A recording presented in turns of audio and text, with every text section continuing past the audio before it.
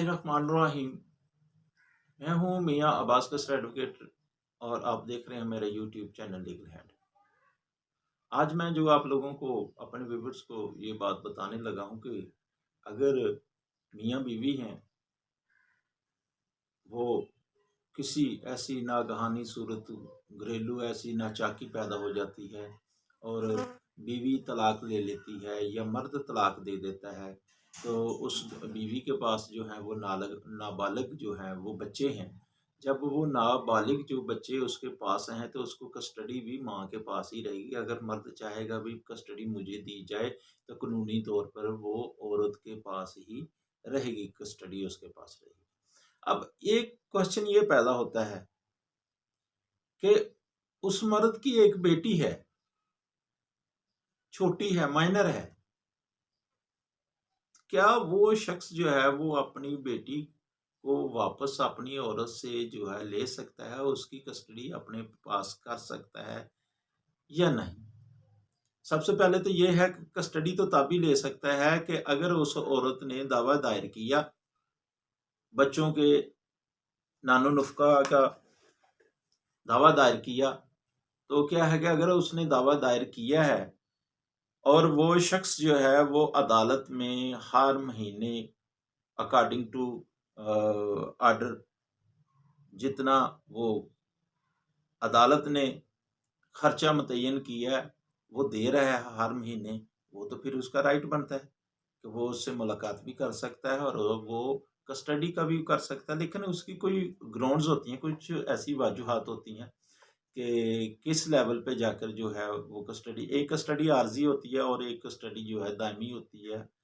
For ever होती है। तो वो शख्स जो है वो फॉर एवर हमेशा के लिए कस्टडी लेना चाहता है, तो उसकी कोई वजूहात होगी तो वो लेगा। उसकी सबसे इम्पोर्टेंट जो वजूहात है क्या हो सकती है, वो ये हो सकती है कि अगर वो औरत जो है जिसके पास उसकी बेटी मौजूद है और शख्स जो है वो अपनी बेटी को हर महीने वो उसका खर्चा दे रहा है, नानो नुफ़क़ा खर्चा पेड कर रहा है, अदा कर रहा है। वो औरत जो है वो चंद साल के बाद जब बेटी की उम्र 8 साल, 9 साल या 10-12 साल की होगी और उसने क्या है कि वो अ, उसका हक है, राइट है औरत का, वो शादी कर लेती है। जब वो शादी कर लेती है तो औरत की जो बेटी है और जिस शख्स के साथ उस औरत ने शादी की है, तो वो बेटी और उस वो मर्द जो है वो तो आपस में जो है नामहरम हुए। तो इस ये जो कंडीशन है ये बड़ी इम्पोर्टेंट है वो मर्द के लिए कि जो उसका बाप है वो कभी भी इस चीज़ को बर्दाश्त नहीं करेगा और वैसे भी कानून भी इस चीज़ की इजाज़त नहीं देता कि एक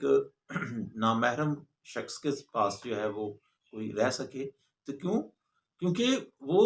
अगर औरत है, औरत अपने खामंद के साथ रह रही है तो बेटी भी उसके पास ही रह रही है ना। तो फिर क्या है कि वो जो उसका पहला एक्स हस्बैंड है, खामंद है, वो उसकी कस्टडी का क्या है वो दावा दायर कर सकता है, एप्लीकेशन दे सकता है कि भई मेरी जो एक्स वाइफ पहले जो मेरी बीवी थी उसने जब तक शादी नहीं की लेकिन मैंने कोई कस्टडी का दावा दायर नहीं किया। अब जबकि मेरी बेटी की उम्र 14-15 साल हो चुकी है, उसने शादी कर ली है, मेरी वाइफ ने जो मेरी पहली बीवी थी उसने जब शादी कर ली है तो उसका खामन जो है वो मेरी बेटी के क्या है रिलेशन में क्या है वो नामहरम है। लिहाजा मैं अपनी बेटी की बेहतर तरबियत के लिए, बेहतरी के लिए मैं कस्टडी लेना चाहता हूँ। तो इस सूरत में जो है वो 100% जो है वो अदालत जो है वो उस मर्द के हक में उसकी कस्टडी दे देगी। और एक ये भी सूरत हो सकती है कि अगर औरत जो है वो कोई जॉब कर रही है, बच्चे माइनर हैं, छोटे हैं, उसने क्या है कि खामद से तलाक ले ली, फिर दावे का जो नाबालगी के बच्चों की नानो नुफ़क़े का उसने दावे भी दायर कर दिया और वो शख्स जो है वो पेड भी कर रहा है खर्चा। लेकिन वो औरत जो है वो जॉब करती है, दूसरे शहर में जाकर जॉब करती है या 20-50 किलोमीटर का सफ़र करती है जाने का और फिर आने का, वो जॉब करती है, सुबह 8 बजे जाती है और 4-5 बजे वापस आती है, शाम को वापस आती है। तो ये जो नाबालिग बच्चे हैं, तो उनकी जो है, उनकी तरबियत, उनकी फलाह व बहबूद और उनकी तालीम तालीम के जो मामलात हैं,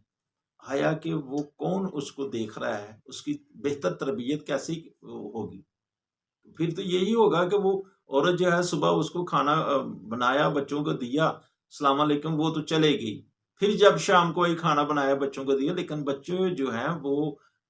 अपनी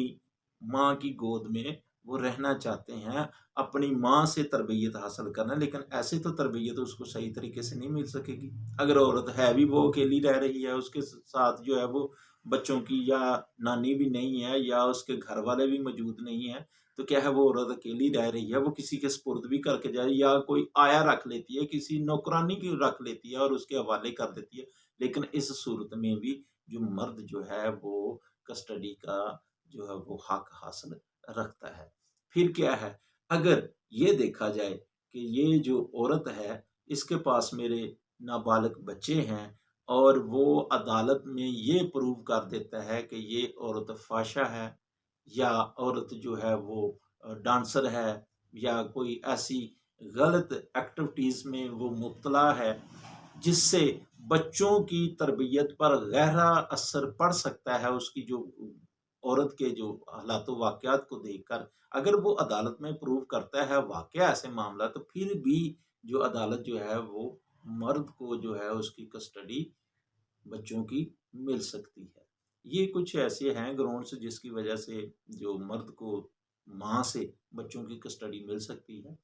तो उम्मीद है कि आप लोगों को मेरी ये वीडियो पसंद भी आई होगी और समझ भी आई होगी कि एक मर्द जो है वो अपने बच्चों की कस्टडी कैसे हासिल कर सकता है। तो मैं इन्हीं अल्फाज के साथ इजाज़त चाहता हूँ। खुदा हाफ़िज़। अस्सलाम वालेकुम।